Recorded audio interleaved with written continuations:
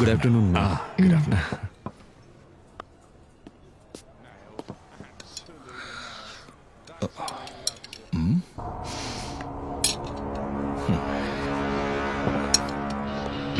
சாப்பாடு பிடிச்சிருக்கா? பிடிச்சிருக்கு. Excuse me. எஸ். நான் ஹெல்த் இன்ஸ்பெக்டர். கிச்சன் கொஞ்சம் செக் பண்ணணும். சார் சொல்ல கேளுங்க சார். கை எடுங்க. கேளுங்க சார். எதுக்கு தடுக்கிறீங்க சார்? செக் பண்ணணும்னு சொல்றேன்ல. Hey, madam. சொல்லுங்க மேடம். அங்க என்ன பிரச்சனை? அந்த ஆள் இது ஹெல்த் இன்ஸ்பெக்டரா? தேவையில்லாம வந்து பிரச்சனை பண்ணிட்டு நீ இருக்காரு. போய் அந்த ஆளை இங்க வர சொல்லு. சரிங்க மேடம். என்ன வேணும்னு சொல்லுங்க சார். எதுக்கு அவர் இங்க வர சொல்ற இப்போ? என்ன பிரச்சனைன்னு கேட்டு பாப்போம். Good afternoon ma'am. என்னய்யா? மேம், இந்த ஹோட்டல் ஃபுட்ஸ்ல சில கம்ப்ளைண்ட்ஸ் இருக்கு. கிச்சனை செக் பண்ணணும்னு சொன்னா இவங்க அலோவ் பண்ண மாட்டேங்கிறாங்க. கஸ்டமர்ஸ் நிறைய பேர் இருக்காங்க மேடம், ப்ளீஸ். இங்க நீங்க செக் பண்ணணும்னு எந்த அவசியமும் இல்ல. நாங்க இங்க தான் எப்பவுமே ரெகுலரா சாப்பிடுவோம். மேடம், நீங்க சாப்பிடுற ஃபுட் சுத்தமானதுதான்னு தெரியுமா உங்களுக்கு?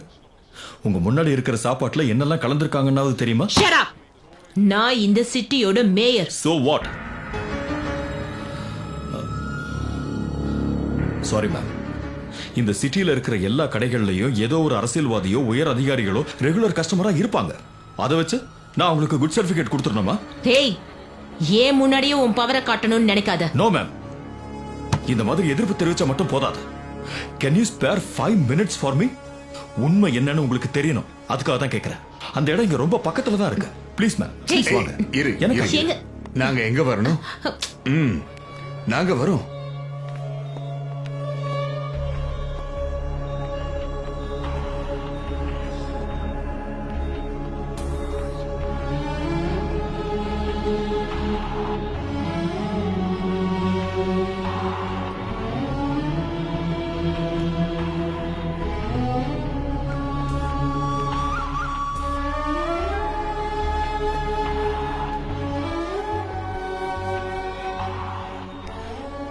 சி மேடம், இங்க இருக்கிற பெரும்பாலான குழந்தைங்களுக்கு அவங்க சாப்பிடுற உணவு முறையால தான் கேன்சரே வந்திருக்கு.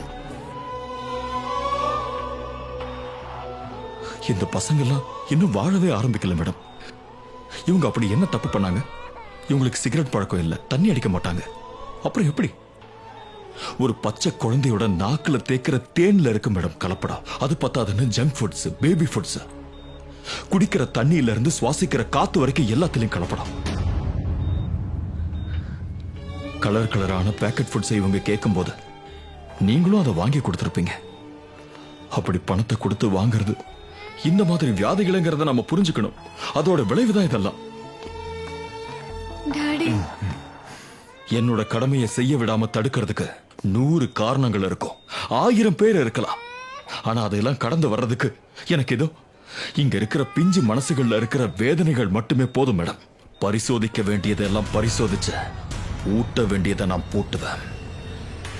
எரிமலை வெடிக்குமோ இனி உந்தன் வழிகளில்?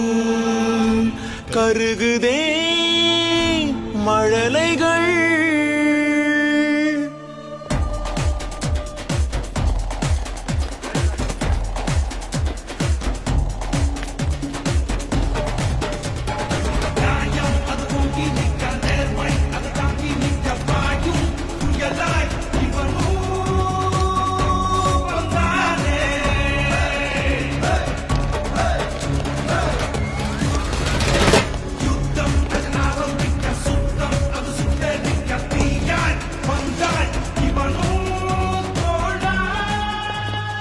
இதெல்லாம் குழி தோண்டி புதைக்க வேண்டிய மிருகங்களோட கொழுப்பு. சில பேக்கரிகள்ல இப்போ நெய்க்கு பதிலா இதுதான் யூஸ் பண்றாங்க. இதையெல்லாம் பயன்படுத்தி பப்ஸ் மாதிரியான ஸ்நாக்ஸ் செஞ்சு கொள்ள லாபம் அடிச்சுக்கிட்டு இருக்காங்க. அதை வாங்கி சாப்பிடுறவனுக்கு தீராத வியாதி தான்.